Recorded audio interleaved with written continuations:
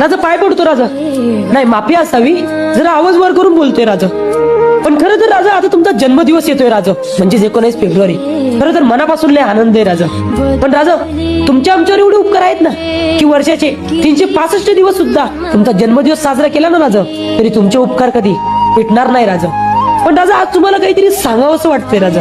आता अनेकांच्या मनातली शिवभक्ती जागी होणार राजा. राजा अहो तुमची काय मूर्ती घेऊन फिरणार राजा, आई भगवे कुडते घालून जय भवानी जय शिवाजी करून फिरणार राजा. पण खरं तर राजा तुमचा इतिहास यांनी जाणलाय का हो राजा? राजा तुमच्या जन्मदिवसाच्या दिवशी हे बाया नाचवतात राजा.